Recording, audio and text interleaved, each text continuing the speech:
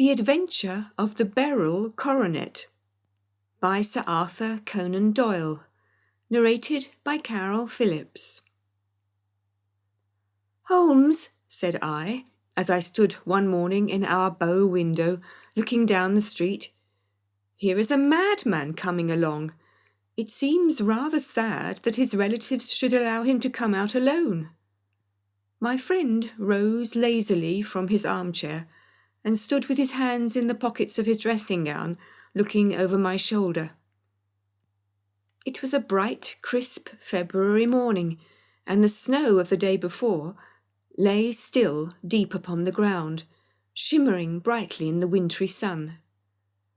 Down the centre of Baker Street it had been ploughed into a brown, crumbly band by the traffic, but at either side and on the heaped-up edges of the footpaths it still lay as white as when it fell.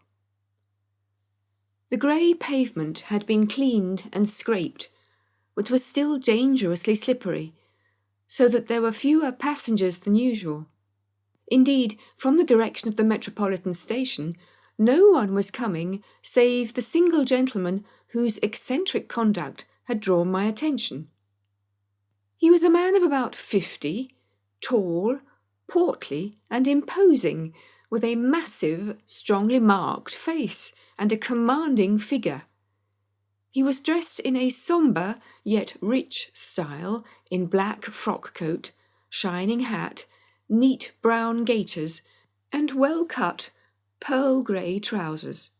Yet his actions were in absurd contrast to the dignity of his dress and features, for he was running hard, with occasional little springs, such as a weary man gives who is little accustomed to set any tax upon his legs. As he ran, he jerked his hands up and down, waggled his head, and writhed his face into the most extraordinary contortions. "What on earth can be the matter with him?" I asked. "He is looking up at the numbers of the houses." "I believe that he is coming here," said Holmes, rubbing his hands. "Here?" "Yes, I rather think he is coming to consult me professionally. I think that I recognise the symptoms. Ha! Did I not tell you?" As he spoke, the man, puffing and blowing, rushed at our door and pulled at our bell until the whole house resounded with the clanging. A few moments later he was in our room, still puffing, still gesticulating, but with so fixed a look of grief and despair in his eyes that our smiles were turned in an instant to horror and pity. For a while he could not get his words out, but swayed his body and plucked at his hair like one who had been driven to the extreme limits of his reason. Then, suddenly springing to his feet, he beat his head against the wall with such force that we both rushed upon him and tore him away to the centre of the room. Sherlock Holmes pushed him down into the easy chair and, sitting beside him, patted his hand and chatted with him in the easy, soothing tones which he knew so well how to employ. "You have come to tell me your story, have you not?" said he. "You are fatigued with your haste. Pray wait until you have recovered yourself, and then I shall be most happy to look into any little problem which you may submit to me." The man sat for a minute more with a heaving chest, fighting against his emotion. Then he passed his handkerchief over his brow, set his lips tight, and turned his face towards us. "No doubt you think me mad," said he.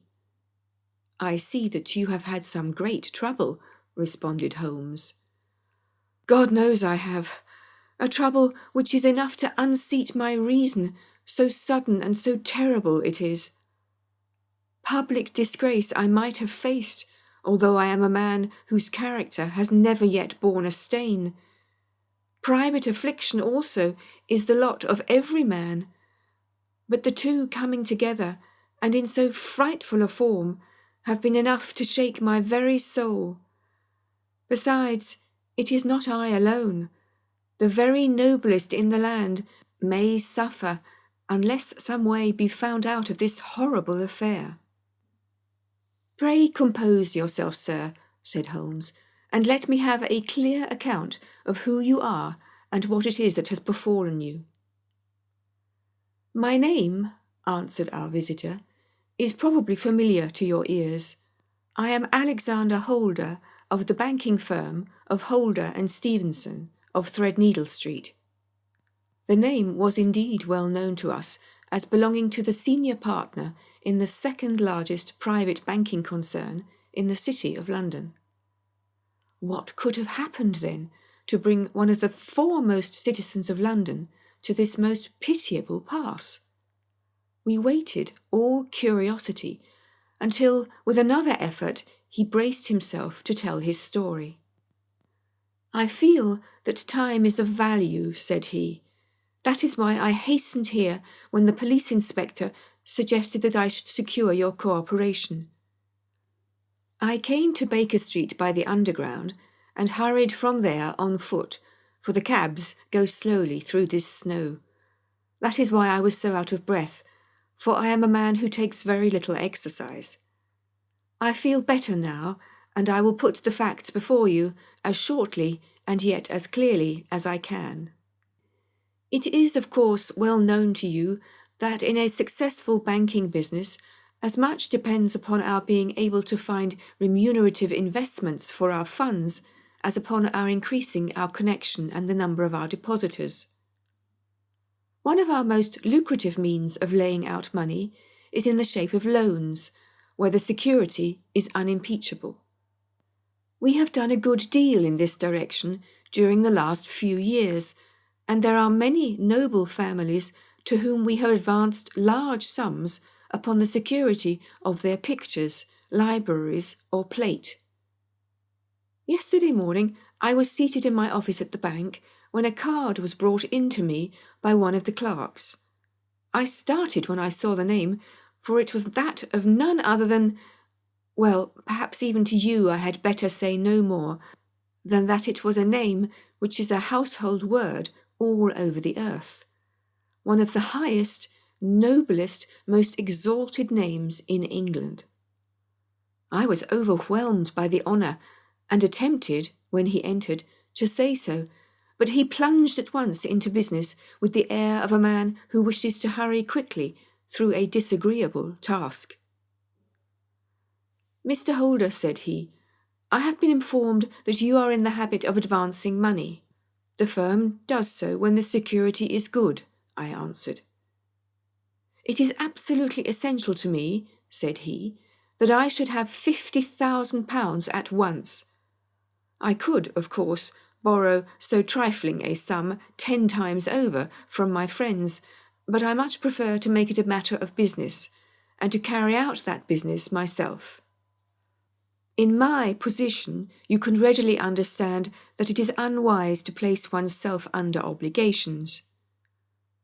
"For how long, may I ask, do you want this sum?" I asked. "Next Monday I have a large sum due to me, and I shall then most certainly repay what you advance, with whatever interest you think it right to charge. But it is very essential to me that the money should be paid at once." "I should be happy to advance it without further parley from my own private purse," said I, "were it not that the strain would be rather more than it could bear. If, on the other hand, I am to do it in the name of the firm, then in justice to my partner, I must insist that, even in your case, every businesslike precaution should be taken." "I should much prefer to have it so," said he, raising up a square black morocco case, which he had laid beside his chair. "You have doubtless heard of the Beryl Coronet." "One of the most precious public possessions of the empire," said I. "Precisely." He opened the case, and there, embedded in soft, flesh-coloured velvet, lay the magnificent piece of jewellery which he had named. "There are 39 enormous beryls," said he, "and the price of the gold chasing is incalculable. The lowest estimate would put the worth of the coronet at double the sum which I have asked for. I am prepared to leave it with you as my security." I took the precious case into my hands and looked, in some perplexity, from it to my illustrious client. "You doubt its value?" he asked. "Not at all. I only doubt the propriety of my leaving it here. You may set your mind at rest about that. I should not dream of doing so were it not absolutely certain that I should be able in 4 days to reclaim it. It is a pure matter of form. Is the security sufficient?" "Ample. You understand, Mr. Holder, that I am giving you a strong proof of the confidence which I have in you, founded upon all that I have heard of you. I rely upon you not only to be discreet, and to refrain from all gossip upon the matter, but, above all, to preserve this coronet with every possible precaution, because I need not say that a great public scandal would be caused if any harm were to befall it. Any injury to it would be almost as serious as its complete loss, for there are no Beryls in the world to match these, and it would be impossible to replace them. I leave it with you, however, with every confidence, and I shall call for it in person on Monday morning." Seeing that my client was anxious to leave, I said no more, but, calling for my cashier, I ordered him to pay over 50 £1,000 notes. When I was alone once more, however, with the precious case lying upon the table in front of me, I could not but think with some misgivings of the immense responsibility which it entailed upon me. There could be no doubt that, as it was a national possession, a horrible scandal would ensue if any misfortune should occur to it. I already regretted having ever consented to take charge of it. However, it was too late to alter the matter now, so I locked it up in my private safe and turned once more to my work. When evening came, I felt that it would be an imprudence to leave so precious a thing in the office behind me. Bankers' safes had been forced before now, and why should not mine be? If so, how terrible would be the position in which I should find myself. I determined, therefore, that for the next few days I would always carry the case backward and forward with me, so that it might never be really out of my reach. With this intention I called a cab, and drove out to my house at Streatham, carrying the jewel with me. I did not breathe freely until I had taken it upstairs and locked it in the bureau of my dressing-room. And now a word as to my household, Mr. Holmes, for I wish you to thoroughly understand the situation. My groom and my page sleep out of the house, and may be set aside altogether. I have 3 maidservants who have been with me a number of years, and whose absolute reliability is quite above suspicion. Another, Lucy Parr, the second waiting-maid, has only been in my service for a few months. She came with an excellent character, however, and has always given me satisfaction. She is a very pretty girl, and has attracted admirers who have occasionally hung about the place. That is the only drawback which we have found to her, but we believe her to be a thoroughly good girl in every way. So much for the servants. My family itself is so small that it will not take me long to describe it. I am a widower and have an only son, Arthur. He has been a disappointment to me, Mr. Holmes, a grievous disappointment. I have no doubt that I am myself to blame. People tell me that I have spoiled him. Very likely I have. When my wife died, I felt that he was all I had to love. I could not bear to see the smile fade even for a moment from his face. I have never denied him a wish. Perhaps it would have been better for both of us had I been sterner, but I meant it for the best. It was, naturally, my intention that he should succeed me in my business, but he was not of a business turn. He was wild, wayward, and, to speak the truth, I could not trust him in the handling of large sums of money. When he was young, he became a member of an aristocratic club, and there, having charming manners, he was soon the intimate of a number of men with long purses and expensive habits. He learned to play heavily at cards and to squander money on the turf, until he had again and again to come to me and implore me to give him an advance upon his allowance, that he might settle his debts of honour. He tried more than once to break away from the dangerous company which he was keeping, but each time the influence of his friend, Sir George Burnwell, was enough to draw him back again. And, indeed, I could not wonder that such a man as Sir George Burnwell should gain an influence over him, for he has frequently brought him to my house, and I have found myself that I could hardly resist the fascination of his manner.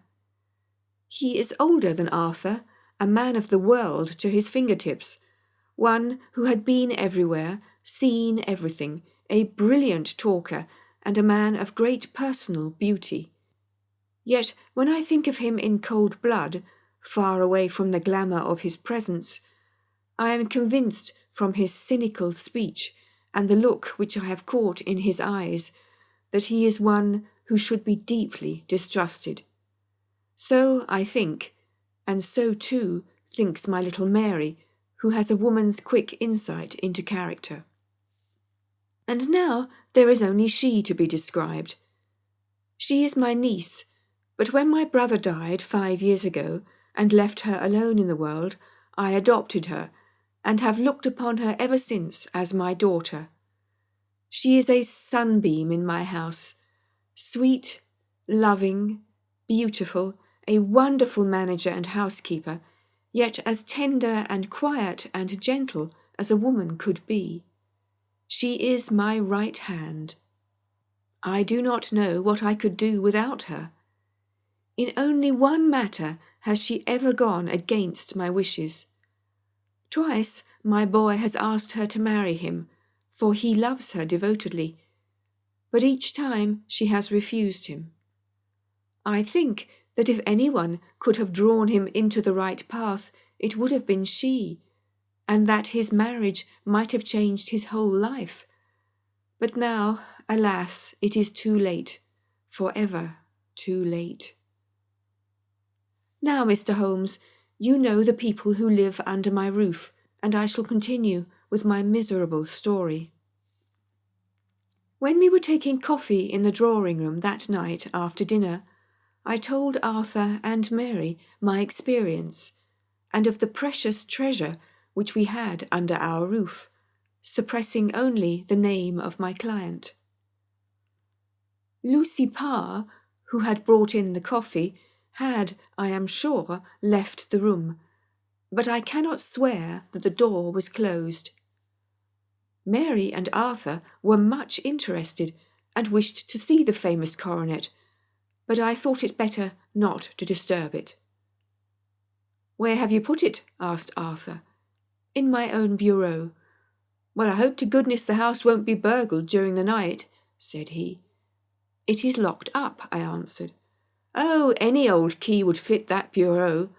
When I was a youngster, I have opened it myself with the key of the box-room cupboard." He often had a wild way of talking, so that I thought little of what he said. He followed me into my room, however, that night with a very grave face. "Look here, Dad," said he, with his eyes cast down. "Can you let me have £200?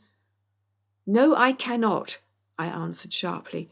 "I have been far too generous with you in money matters." "You have been very kind," said he, "but I must have this money, or else I can never show my face inside the club again." "And a very good thing too," I cried. "Yes, but you would not have me leave it a dishonoured man," said he. "I could not bear the disgrace. I must raise the money in some way, and if you will not let me have it, then I must try other means."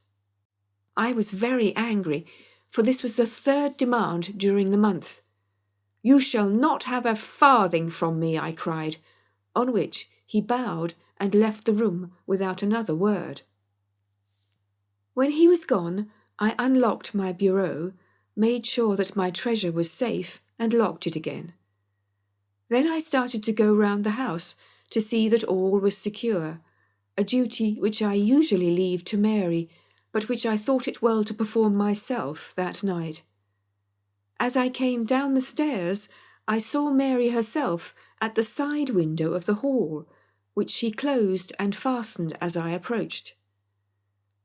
"Tell me, Dad," said she, looking, I thought, a little disturbed, "did you give Lucy, the maid, leave to go out tonight?" "Certainly not. She came in just now by the back door. I have no doubt that she has only been to the side gate to see someone, but I think that it is hardly safe and should be stopped. You must speak to her in the morning, or I will if you prefer it. Are you sure that everything is fastened?" "Quite sure, Dad." "Then good night." I kissed her and went up to my bedroom again, where I was soon asleep. I am endeavouring to tell you everything, Mr. Holmes, which may have any bearing upon the case, but I beg that you will question me upon any point which I do not make clear. On the contrary, your statement is singularly lucid. I come to a part of my story now in which I should wish to be particularly so. I am not a very heavy sleeper, and the anxiety in my mind tended, no doubt, to make me even less so than usual. About 2 in the morning, then, I was awakened by some sound in the house. It had ceased ere I was wide awake, but it left an impression behind it as though a window had gently closed somewhere. I lay listening with all my ears. Suddenly, to my horror, there was a distinct sound of footsteps moving softly in the next room. I slipped out of bed, all palpitating with fear, and peered round the corner of my dressing-room door. "Arthur!" I screamed. "You villain! You thief! How dare you touch that coronet?" The gas was half up, as I had left it, and my unhappy boy, dressed only in his shirt and trousers, was standing beside the light, holding the coronet in his hands. He appeared to be wrenching at it, or bending it with all his strength. At my cry he dropped it from his grasp and turned as pale as death. I snatched it up and examined it. One of the gold corners, with 3 of the Beryls in it, was missing. "You blackguard!" I shouted, beside myself with rage. "You have destroyed it! You have dishonoured me for ever! Where are the jewels which you have stolen?" "Stolen?"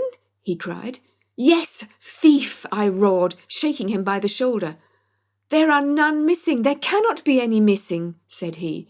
"There are 3 missing, and you know where they are. Must I call you a liar as well as a thief? Did I not see you trying to tear off another piece?" "You have called me names enough," said he. "I will not stand it any longer. I shall not say another word about this business, since you have chosen to insult me. I will leave your house in the morning and make my own way in the world." "You shall leave it in the hands of the police," I cried, half mad with grief and rage. "I shall have this matter probed to the bottom." "You shall learn nothing from me," said he, with a passion such as I should not have thought was in his nature. "If you choose to call the police, let the police find what they can." By this time the whole house was astir, for I had raised my voice in my anger.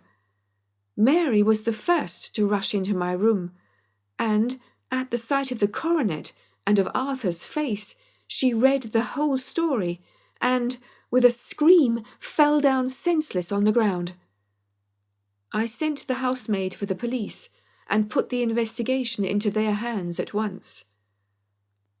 When the inspector and a constable entered the house, Arthur, who had stood sullenly with his arms folded, asked me whether it was my intention to charge him with theft. I answered that it had ceased to be a private matter, but had become a public one, since the ruined coronet was national property. I was determined that the law should have its way in everything. "At least," said he, "you will not have me arrested at once. It would be to your advantage as well as mine if I might leave the house for 5 minutes. That you may get away, or perhaps that you may conceal what you have stolen," said I. And then, realizing the dreadful position in which I was placed, I implored him to remember that not only my honour, but that of one who was far greater than I, was at stake, and that he threatened to raise a scandal which would convulse the nation. He might avert it all if he would but tell me what he had done with the 3 missing stones. "You may as well face the matter," said I. "You have been caught in the act, and no confession could make your guilt more heinous. If you but make such reparation as is in your power, by telling us where the Beryls are, all shall be forgiven and forgotten." "Keep your forgiveness for those who ask for it," he answered, turning away from me with a sneer. I saw that he was too hardened for any words of mine to influence him. There was but one way for it. I called in the inspector and gave him into custody. A search was made at once, not only of his person, but of his room and of every portion of the house where he could possibly have concealed the gems, but no trace of them could be found. Nor would the wretched boy open his mouth for all our persuasions and our threats. This morning he was removed to a cell, and I, after going through all the police formalities, have hurried round to you to implore you to use your skill in unravelling the matter. The police have openly confessed that they can at present make nothing of it. You may go to any expense which you think necessary. I have already offered a reward of £1,000. My God, what shall I do? I have lost my honour, my gems, and my son in one night. Oh, what shall I do?" He put a hand on either side of his head and rocked himself to and fro, droning to himself like a child whose grief has got beyond words. Sherlock Holmes sat silent for some few minutes, with his brows knitted and his eyes fixed upon the fire. "Do you receive much company?" he asked. "None, save my partner with his family and an occasional friend of Arthur's. Sir George Burnwell has been several times lately. No one else, I think." "Do you go out much in society?" "Arthur does. Mary and I stay at home. We neither of us care for it." "That is unusual in a young girl." "She is of a quiet nature.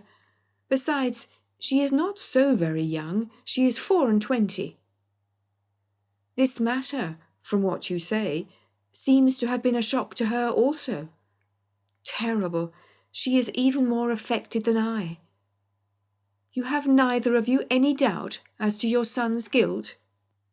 "How can we have, when I saw him with my own eyes with the coronet in his hands?" "I hardly consider that a conclusive proof. Was the remainder of the coronet at all injured?" "Yes, it was twisted." "Do you not think, then, that he might have been trying to straighten it?" "God bless you. You are doing what you can for him and for me, but it is too heavy a task. What was he doing there at all? If his purpose were innocent, why did he not say so?" "Precisely. And if it were guilty, why did he not invent a lie? His silence appears to me to cut both ways. There are several singular points about the case. What did the police think of the noise which awoke you from your sleep?" "They considered that it might be caused by Arthur's closing his bedroom door." "A likely story, as if a man bent on a felony would slam his door so as to wake a household." What did they say then of the disappearance of these gems? They are still sounding the planking and probing the furniture in the hope of finding them. Have they thought of looking outside the house? Yes, they have shown extraordinary energy. The whole garden has already been minutely examined. Now, my dear sir, said Holmes, is it not obvious to you now that this matter really strikes very much deeper than either you or the police were at first inclined to think? It appeared to you to be a simple case. To me it seems exceedingly complex. Consider what is involved by your theory. You suppose that your son came down from his bed, went, at great risk, to your dressing-room, opened your bureau, took out your coronet, broke off by main force a small portion of it, went off to some other place, concealed 3 gems out of the 39, with such skill that nobody can find them, and then returned with the other 36 into the room in which he exposed himself to the greatest danger of being discovered. I ask you now, is such a theory tenable? But what other is there? Cried the banker with a gesture of despair. If his motives were innocent, why does he not explain them? It is our task to find that out, replied Holmes. So now, if you please, Mr. Holder, we will set off for Streatham together, and devote an hour to glancing a little more closely into details. My friend insisted upon my accompanying them in their expedition, which I was eager enough to do, for my curiosity and sympathy were deeply stirred by the story to which we had listened. I confess that the guilt of the banker's son appeared to me to be as obvious as it did to his unhappy father, but still I had such faith in Holmes's judgment that I felt that there must be some grounds for hope, as long as he was dissatisfied with the accepted explanation. He hardly spoke a word the whole way out to the southern suburb, but sat with his chin upon his breast and his hat drawn over his eyes, sunk in the deepest thought. Our client appeared to have taken fresh heart at the little glimpse of hope which had been presented to him, and he even broke into a desultory chat with me over his business affairs. A short railway journey and a shorter walk brought us to Fairbank, the modest residence of the great financier. Fairbank was a good-sized square house of white stone, standing back a little from the road. A double carriage sweep, with a snow-clad lawn, stretched down in front to 2 large iron gates which closed the entrance. On the right side was a small wooden thicket, which led into a narrow path between 2 neat hedges stretching from the road to the kitchen door and forming the tradesman's entrance. On the left ran a lane which led to the stables, and was not itself within the grounds at all, being a public, though little used, thoroughfare. Holmes left us standing at the door, and walked slowly all round the house, across the front, down the tradesmen's path, and so round by the garden behind into the stable lane. So long was he that Mr. Holder and I went into the dining-room and waited by the fire until he should return. We were sitting there in silence when the door opened, and a young lady came in. She was rather above the middle height, slim, with dark hair and eyes, which seemed the darker against the absolute pallor of her skin. I do not think that I have ever seen such deadly paleness in a woman's face. Her lips, too, were bloodless, but her eyes were flushed with crying. As she swept silently into the room, she impressed me with a greater sense of grief than the banker had done in the morning, and it was the more striking in her as she was evidently a woman of strong character with immense capacity for self-restraint. Disregarding my presence, she went straight to her uncle and passed her hand over his head with a sweet, womanly caress. "You have given orders that Arthur should be liberated, have you not, Dad?" she asked. "No, no, my girl, the matter must be probed to the bottom." "But I am so sure that he is innocent. You know what woman's instincts are. I know that he has done no harm, and that you will be sorry for having acted so harshly." "Why is he silent, then, if he is innocent?" "Who knows? Perhaps because he was so angry that you should suspect him." "How could I help suspecting him when I actually saw him with the coronet in his hand?" "Oh, but he had only picked it up to look at it. Oh, do take my word for it that he is innocent. Let the matter drop and say no more. It is so dreadful to think of our dear Arthur in prison." "I shall never let it drop until the gems are found. Never, Mary. Your affection for Arthur blinds you as to the awful consequences to me. Far from hushing the thing up, I have brought a gentleman down from London to inquire more deeply into it." "This gentleman?" she asked, facing round to me. "No, his friend. He wished us to leave him alone. He is round in the stable lane now." "The stable lane?" She raised her dark eyebrows. "What can he hope to find there?" "Ah, this, I suppose, is he. I trust, sir, that you will succeed in proving what I feel sure is the truth, that my cousin Arthur is innocent of this crime." "I fully share your opinion, and I trust with you that we may prove it," returned Holmes, going back to the mat to knock the snow from his shoes. "I believe I have the honour of addressing Miss Mary Holder. Might I ask you a question or two?" "Pray do, sir, if it may help to clear this horrible affair up."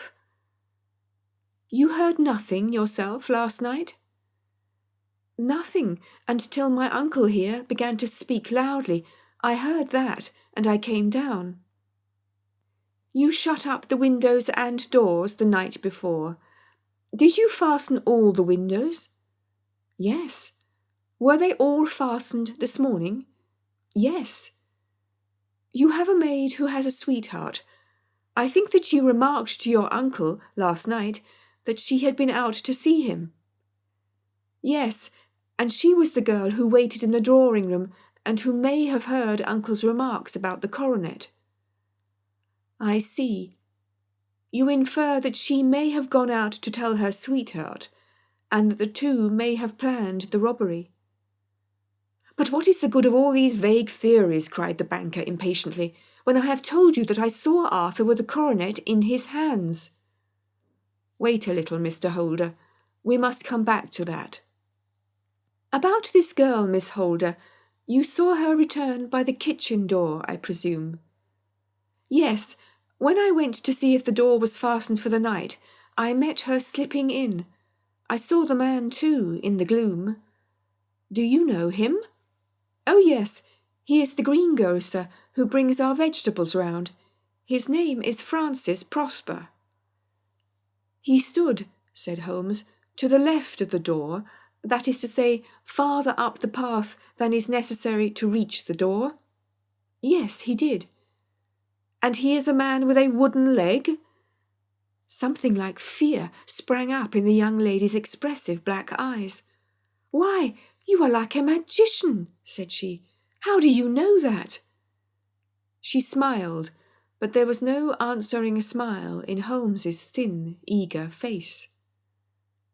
"I should be very glad now to go upstairs," said he.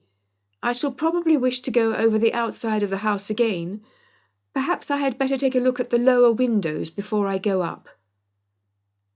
He walked swiftly from one to the other, pausing only at the large one which looked from the hall onto the stable lane. This he opened and made a very careful examination of the sill with his powerful magnifying lens. "Now we shall go upstairs," said he at last. The banker's dressing-room was a plainly furnished little chamber with a grey carpet, a large bureau, and a long mirror. Holmes went to the bureau first and looked hard at the lock. "Which key was used to open it?" he asked.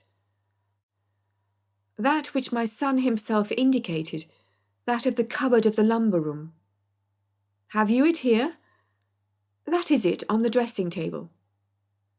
Sherlock Holmes took it up and opened the bureau. "It is a noiseless lock," said he. "It is no wonder that it did not wake you. This case, I presume, contains the coronet. We must have a look at it." He opened the case, and taking out the diadem, he laid it upon the table. It was a magnificent specimen of the jeweller's art, and the 36 stones were the finest that I have ever seen. At one side of the coronet was a cracked edge, where a corner holding 3 gems had been torn away. "Now, Mr. Holder," said Holmes, "here is the corner which corresponds to that which has been so unfortunately lost. Might I beg that you will break it off?" The banker recoiled in horror. "I should not dream of trying," said he. "Then I will." Holmes suddenly bent his strength upon it, but without result. "I feel it give a little," said he, "but though I am exceptionally strong in the fingers, it would take all my time to break it. An ordinary man could not do it. Now, what do you think would happen if I did break it, Mr. Holder? There would be a noise like a pistol shot. Do you tell me that all this happened within a few yards of your bed, and that you heard nothing of it?" "I do not know what to think. It is all dark to me." "But perhaps it may grow lighter as we go. What do you think, Miss Holder?" "I confess that I still share my uncle's perplexity." "Your son had no shoes or slippers on when you saw him?" "He had nothing on save only his trousers and shirt." "Thank you. We have certainly been favoured with extraordinary luck during this inquiry, and it will be entirely our own fault if we do not succeed in clearing the matter up. With your permission, Mr. Holder, I shall now continue my investigations outside." He went alone at his own request, for he explained that any unnecessary footmarks might make his task more difficult. For an hour or more he was at work, returning at last with his feet heavy with snow and his features as inscrutable as ever. "I think that I have seen now all that there is to see, Mr. Holder," said he. "I can serve you best by returning to my rooms." "But the gems, Mr. Holmes, where are they?" "I cannot tell." The banker wrung his hands. "I shall never see them again," he cried. "And my son, you give me hopes?" "My opinion is in no way altered."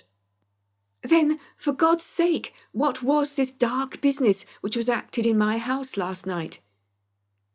"If you can call upon me at my Baker Street rooms tomorrow morning, between 9 and 10, I shall be happy to do what I can to make it clearer. I understand that you give me carte blanche to act for you, provided only that I get back the gems, and that you place no limit on the sum I may draw. I would give my fortune to have them back." "Very good. I shall look into the matter between this and then. Goodbye. It is just possible that I may have to come over here again before evening." It was obvious to me that my companion's mind was now made up about the case, although what his conclusions were was more than I could even dimly imagine. Several times during our homeward journey I endeavoured to sound him upon the point, but he always glided away to some other topic, until at last I gave it over in despair. It was not yet 3 when we found ourselves in our rooms once more. He hurried to his chamber and was down again in a few minutes, dressed as a common loafer. With his collar turned up, his shiny, seedy coat, his red cravat, and his worn boots, He was a perfect sample of the class. "I think that this should do," said he, glancing into the glass above the fireplace. "I only wish that you could come with me, Watson, but I fear that it won't do. I may be on the trail in this matter, or I may be following a will-o'-the-wisp, but I shall soon know which it is. I hope that I may be back in a few hours." He cut a slice of beef from the joint upon the sideboard, sandwiched it between 2 rounds of bread, and thrusting this rude meal into his pocket, he started off upon his expedition. I had just finished my tea when he returned, evidently in excellent spirits, swinging an old elastic-sided boot in his hand. He chucked it down into a corner and helped himself to a cup of tea. "I only looked in as I passed," said he. "I am going right on." "Where to?" "Oh, to the other side of the West End. It may be some time before I get back. Don't wait up for me, in case I should be late." "How are you getting on?" "Oh, so. Nothing to complain of. I have been out to Streatham since I saw you last, but I did not call at the house. It is a very sweet little problem, and I would not have missed it for a good deal. However, I must not sit gossiping here, but must get these disreputable clothes off and return to my highly respectable self." I could see by his manner that he had stronger reasons for satisfaction than his words alone would imply. His eyes twinkled, and there was even a touch of colour upon his sallow cheeks. He hastened upstairs, and a few minutes later I heard the slam of the hall door, which told me that he was off once more upon his congenial hunt. I waited until midnight, but there was no sign of his return, so I retired to my room. It was no uncommon thing for him to be away for days and nights on end when he was hot upon a scent, so that his lateness caused me no surprise. I do not know at what hour he came in, but when I came down to breakfast in the morning, there he was with a cup of coffee in one hand and the paper in the other, as fresh and trim as possible. "You will excuse my beginning without you, Watson," said he, "but you remember that our client has rather an early appointment this morning." "Why, it is after 9 now," I answered. "I should not be surprised if that were he. I thought I heard a ring." It was indeed our friend the financier. I was shocked by the change which had come over him, for his face, which was naturally of a broad and massive mould, was now pinched and fallen in, while his hair seemed to me at least a shade whiter. He entered with a weariness and lethargy which was even more painful than his violence of the morning before, and he dropped heavily into the armchair which I pushed forward for him. "I do not know what I have done to be so severely tried," said he. "Only 2 days ago I was a happy and prosperous man, without a care in the world. Now I am left to a lonely and dishonoured age. One sorrow comes close upon the heels of another. My niece, Mary, has deserted me." "Deserted you?" "Yes. Her bed this morning had not been slept in. Her room was empty, and a note for me lay upon the hall table. I had said to her last night, in sorrow and not in anger, that if she had married my boy, all might have been well with him. Perhaps it was thoughtless of me to say so. It is to that remark that she refers in this note. "My dearest uncle, I feel that I have brought trouble upon you, and that if I had acted differently, this terrible misfortune might never have occurred. I cannot, with this thought in my mind, ever again be happy under your roof, and I feel that I must leave you forever. Do not worry about my future, for that is provided for. And above all, do not search for me, for it will be fruitless labour and an ill service to me. In life or in death, I am ever Your loving Mary. What could she mean by that note, Mr. Holmes? Do you think it points to suicide? No, nothing of the kind. It is perhaps the best possible solution. I trust, Mr. Holder, that you are now nearing the end of your troubles. Ha! You say so? You have heard something, Mr. Holmes? You have learnt something? Where are the gems? You would not think £1,000 apiece an excessive sum for them? I would pay 10. That would be unnecessary. 3,000 will cover the matter. And there is a little reward, I fancy. Have you your cheque-book? Here is a pen. Better make it out for £4,000. With a dazed face, the banker made out the required cheque. Holmes walked over to his desk, took out a little triangular piece of gold with 3 gems in it, and threw it down upon the table. With a shriek of joy, our client clutched it up. "You have it," he gasped. "I am saved! I am saved!" The reaction of joy was as passionate as his grief had been, and he hugged his recovered gems to his bosom. "There is one other thing you owe, Mr. Holder," said Sherlock Holmes rather sternly. "Oh?" He caught up a pen. "Name the sum and I will pay it." "No, the debt is not to me. You owe a very humble apology to that noble lad, your son, who has carried himself in this matter as I should be proud to see my own son do, should I ever chance to have one." "Then it was not Arthur who took them?" "I told you yesterday, and I repeat today, that it was not." "You are sure of it? Then let us hurry to him at once to let him know that the truth is known." "He knows it already. When I had cleared it all up, I had an interview with him, and finding that he would not tell me the story, I told it to him, on which he had to confess that I was right, and to add the very few details which were not yet quite clear to me.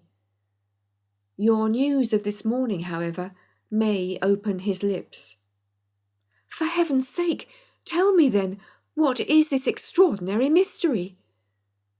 "I will do so, and I will show you the steps by which I reached it. And let me say to you, first, that which is hardest for me to say, and for you to hear. There has been an understanding between Sir George Burnwell and your niece Mary. They have now fled together." "My Mary? Impossible!" "It is unfortunately more than possible. It is certain. Neither you nor your son knew the true character of this man when you admitted him into your family circle. He is one of the most dangerous men in England, a ruined gambler, an absolutely desperate villain, a man without heart or conscience. Your niece knew nothing of such men. When he breathed his vows to her, as he had done to 100 before her, she flattered herself that she alone had touched his heart. The devil knows best what he said, but at least she became his tool and was in the habit of seeing him nearly every evening." "I cannot and I will not believe it," cried the banker, with an ashen face. "I will tell you then what occurred in your house last night. Your niece, when you had, as she thought, gone to your room, slipped down and talked to her lover through the window which leads into the stable lane. His footmarks had pressed right through the snow, so long had he stood there. She told him of the coronet. His wicked lust for gold kindled at the news, and he bent her to his will. I have no doubt that she loved you, but there are women in whom the love of a lover extinguishes all other loves, and I think that she must have been one. She had hardly listened to his instructions when she saw you coming downstairs. On which she closed the window rapidly and told you about one of the servants' escapades with her wooden-legged lover, which was all perfectly true. Your boy, Arthur, went to bed after his interview with you, but he slept badly on account of his uneasiness about his club debts. In the middle of the night he heard a soft tread pass his door, so he rose and, looking out, was surprised to see his cousin walking very stealthily along the passage until she disappeared into your dressing-room. Petrified with astonishment, the lad slipped on some clothes and waited there in the dark to see what would come of this strange affair. Presently she emerged from the room again, and in the light of the passage lamp your son saw that she carried the precious coronet in her hands. She passed down the stairs, and he, thrilling with horror, ran along and slipped behind the curtain near your door, whence he could see what passed in the hall beneath. He saw her stealthily open the window, hand out the coronet to someone in the gloom, and then closing it once more, hurry back to her room, passing quite close to where he stood hid behind the curtain. As long as she was on the scene, he could not take any action without a horrible exposure of the woman whom he loved. But the instant that she was gone, he realized how crushing a misfortune this would be for you, and how all-important it was to set it right. He rushed down, just as he was, in his bare feet, opened the window, sprang out into the snow, and ran down the lane, where he could see a dark figure in the moonlight. Sir George Burnwell tried to get away, but Arthur caught him, and there was a struggle between them, your lad tugging at one side of the coronet and his opponent at the other. In the scuffle, your son struck Sir George and cut him over the eye. Then something suddenly snapped, and your son, finding that he had the coronet in his hands, rushed back, closed the window, ascended to your room, and had just observed that the coronet had been twisted in the struggle, and was endeavouring to straighten it, when you appeared upon the scene.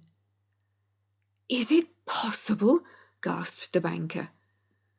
You then roused his anger by calling him names at a moment when he felt that he had deserved your warmest thanks. He could not explain the true state of affairs without betraying one who certainly deserved little enough consideration at his hands. He took the more chivalrous view, however, and preserved her secret. "And that was why she shrieked and fainted when she saw the coronet," cried Mr. Holder. "Oh, my God, what a blind fool I have been! And his asking to be allowed to go out for 5 minutes. The dear fellow wanted to see if the missing piece were at the scene of the struggle. How cruelly I have misjudged him!" "When I arrived at the house," continued Holmes, "I at once went very carefully round it to observe if there were any traces in the snow which might help me. I knew that none had fallen since the evening before, and also that there had been a strong frost to preserve impressions. I passed along the tradesman's path, but found it all trampled down and indistinguishable. Just beyond it, however, at the far side of the kitchen door, a woman had stood and talked with a man whose round impressions on one side showed that he had a wooden leg. I could even tell that they had been disturbed, for the woman had run back swiftly to the door, as was shown by the deep toe and light heel marks, while Wooden Leg had waited a while and then had gone away. I thought at the time that this might be the maid and her sweetheart, of whom you had already spoken to me, and inquiry showed it was so. I passed round the garden without seeing anything more than random tracks, which I took to be the police. But when I got into the stable lane, a very long and complex story was written in the snow in front of me. There was a double line of tracks of a booted man, and a second double line, which I saw with delight, belonged to a man with naked feet. I was at once convinced from what you had told me that the latter was your son. The first had walked both ways, but the other had run swiftly, and as his tread was marked in places over the depression of the boot, it was obvious that he had passed after the other. I followed them up and found they led to the hall window, where Boots had worn all the snow away while waiting. Then I walked to the other end, which was 100 yards or more down the lane. I saw where Boots had faced round, where the snow was cut up as though there had been a struggle, and finally where a few drops of blood had fallen, to show me that I was not mistaken. Boots had then run down the lane, and another little smudge of blood showed that it was he who had been hurt. When he came to the high road at the other end, I found that the pavement had been cleared, so there was an end to that clue. On entering the house, however, I examined, as you remember, the sill and framework of the hall window with my lens, and I could see at once that someone had passed out. I could distinguish the outline of an instep where the wet foot had been placed in coming in. I was then beginning to be able to form an opinion as to what had occurred. A man had waited outside the window. Someone had brought the gems. The deed had been overseen by your son. He had pursued the thief, had struggled with him.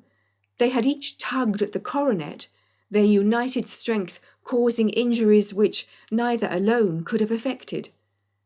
He had returned with the prize, but had left a fragment in the grasp of his opponent. So far I was clear.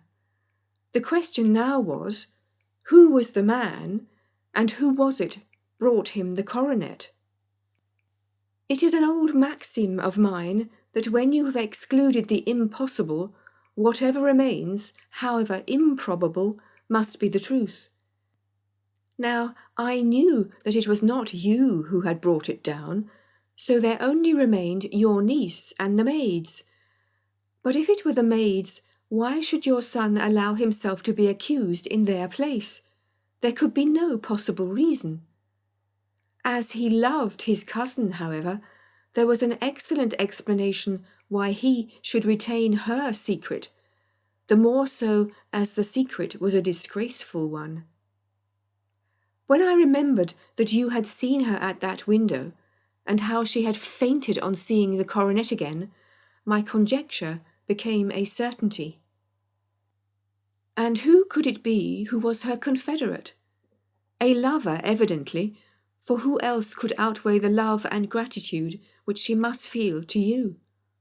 I knew that she went out little, and that your circle of friends was a very limited one, but among them was Sir George Burnwell. I had heard of him before as being a man with an evil reputation among women. It must have been he who wore those boots and retained the missing gems. Even though he knew that Arthur had discovered him, he might still flatter himself that he was safe, for the lad could not say a word without compromising his own family. Well, your own good sense will suggest what measures I took next. I went, in the shape of a loafer, to Sir George's house, managed to pick up an acquaintance with his valet, learned that his master had cut his head the night before, and finally, at the expense of 6 shillings, made all sure by buying a pair of his cast-off shoes. With these I journeyed down to Streatham, and saw that they exactly fitted the tracks. "I saw an ill-dressed vagabond in the lane yesterday evening," said Mr. Holder. "Precisely. It was I. I found that I had my man, so I came home and changed my clothes.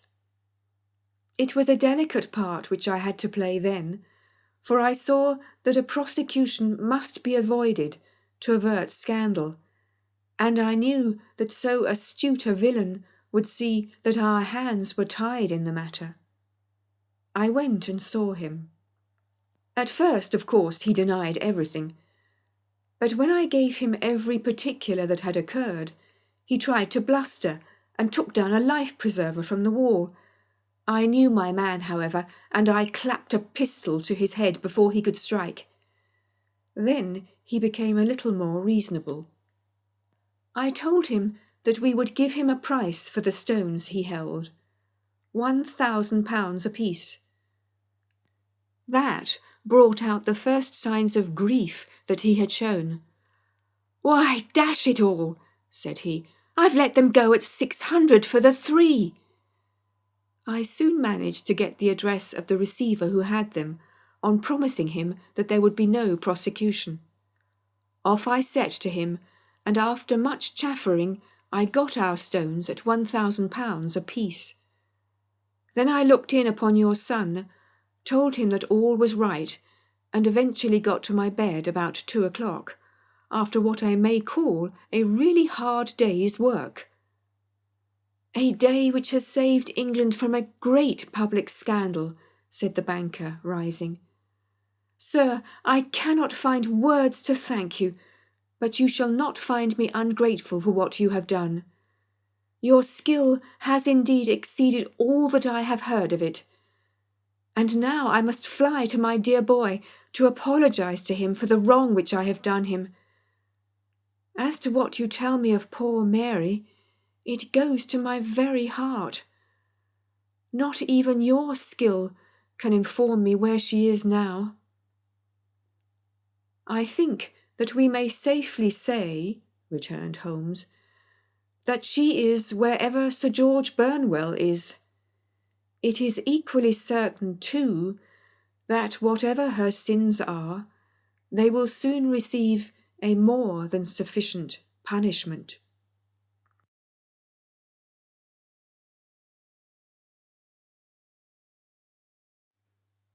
A short biography of Sir Arthur Conan Doyle, narrated by Carol Phillips.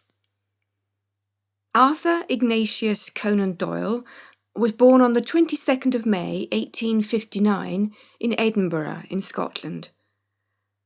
The Doyles were a prosperous Irish Catholic family. His father, Charles Altamont Doyle, had some success as an artist, but was a chronic alcoholic. His mother, Mary Doyle, loved books and was an excellent storyteller.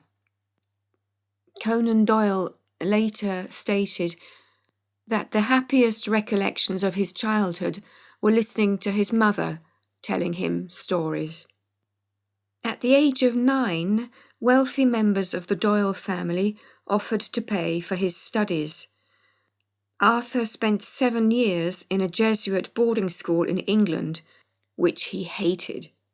The only activities he enjoyed were writing to his mother, which he did regularly until her death, and playing sport, in particular cricket, at which he was very good. During his time at boarding school, he realised that, like his mother, he had a talent for storytelling. Upon leaving school, one of Arthur's first tasks was to co-sign the committal papers for his father, who, as a result of his alcoholism, suffered from dementia. Conan Doyle described the events relating to the confinement of his father to a lunatic asylum in the story The Surgeon of Gaster Fell, which he wrote in 1880. Rather than following an artistic career, Arthur Conan Doyle decided to follow a medical one. For financial reasons, his mother had taken in a young lodger, Dr. Brian Charles, who had trained at the University of Edinburgh, and it was here that Conan Doyle undertook his medical studies. During his medical studies, Conan Doyle met a number of future authors who were also studying at the university, including James Barrie and Robert Louis Stevenson. One of his teachers, Dr. Joseph Bell, had a great influence on him. Dr. Bell was a master at observation, logic, deduction, and diagnosis, all qualities which Conan Doyle later, attributed to his most famous creation, the detective Sherlock Holmes. During his studies, Conan Doyle began to write short stories, some of which were published in literary journals. In 1881, Conan Doyle graduated, obtaining his Bachelor of Medicine and Master of Surgery, upon which he drew a humorous sketch of himself receiving his diploma with the caption, "Licensed to Kill." After working as a medical officer on a steamer and as an assistant to a doctor in Plymouth, Conan Doyle opened his own practice in Portsmouth, and by the end of his third year, his practice had started to earn him a comfortable income. While working as a doctor, he continued to write. In August 1885, he married Louisa Hawkins, the sister of one of his patients. He described her in his memoirs as having been gentle and amiable. In March 1886, Conan Doyle started writing the novel which brought him immediate fame. It was published 2 years later in Beeton's Christmas Annual under the title A Study in Scarlet, and introduced the world to the immortal Sherlock Holmes and Dr. Watson. Also at this time, he wrote stories which illustrate the beginning of his fascination with the paranormal and spiritualism. In August of 1889, Joseph Marshall Stoddart, managing editor of Lippincott's monthly magazine in Philadelphia, came to London to establish a British edition of his magazine. He commissioned the young doctor to write a short novel which was published in England and the US in February of 1890. This story, The Sign of Four, was responsible for establishing both the character Sherlock Holmes and the author Sir Arthur Conan Doyle. Conan Doyle's literary agent, A.P. Watt, made a deal with the Strand magazine to publish the Sherlock Holmes stories. The image of Sherlock Holmes was created by the illustrator Sidney Paget. This collaboration lasted for many decades and was instrumental in making the author, the magazine, and the artist world famous. After almost dying as a result of a virulent attack of influenza, Conan Doyle decided to abandon his medical career and concentrate on his literary one. In 1893, in spite of everyone's entreaties, the prolific but impulsive author decided to get rid of Sherlock Holmes. During a trip to Switzerland, he found the spot where his hero was to meet his end. In The Final Problem, published in December 1893, Sherlock Holmes and Professor Moriarty plunged to their deaths at the Reichenbach Falls. As a result, 20,000 readers cancelled their subscriptions to the Strand magazine. Conan Doyle, however, felt freed from a fictional character who had oppressed him. Following the death of his wife, who had been diagnosed with tuberculosis, and of his father, Conan Doyle suffered from depression, which may have caused him to become more and more fascinated by life beyond the veil. He became extremely interested in spiritualism and joined the Society for Psychical Research. Although writing prodigiously, none of his other works obtained the success of his Sherlock Holmes stories. A long stay in the Exmoor region, including a visit to Dartmoor prison, gave him the inspiration for his next novel. but he realised the novel lacked a hero. However, he did not resurrect the detective Sherlock Holmes, but simply wrote the story as if it was a previously untold adventure. To the delight of thousands of frustrated fans, the Strand magazine published the first episode of The Hound of the Baskervilles in August of 1901. A year later, King Edward VII knighted Conan Doyle for his services rendered to the Crown during the Boer War, although gossip has it that the king, as an avid Sherlock Holmes fan, had put the author's name on his honours list to encourage him to write new stories. In 1907, Conan Doyle married his second wife, Jean Leckie, whom he had known for almost 10 years. She was an intellectual, a good sportswoman, and a trained mezzo-soprano. Following his marriage, he wrote far less. However, to make up for financial losses resulting from the writing and production of various plays, he decided to produce a fourth play based on his Sherlock Holmes story, The Speckled Band, which proved very successful. The loss of his son, his brother, his 2 brothers-in-laws and his 2 nephews in the First World War further increased his attraction to spiritualism and the occult, which was greatly mocked by the press. After 1918, Conan Doyle concentrated on writing about spiritualism and undertaking so-called psychic crusades involving trips to America, Australia, and Africa.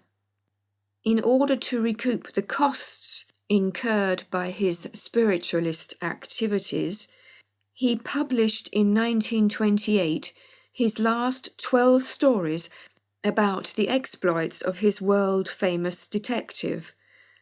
These were compiled in The Casebook of Sherlock Holmes. In the autumn of 1929, he was diagnosed with angina pectoris, and he died on July 7, 1930, surrounded by his family.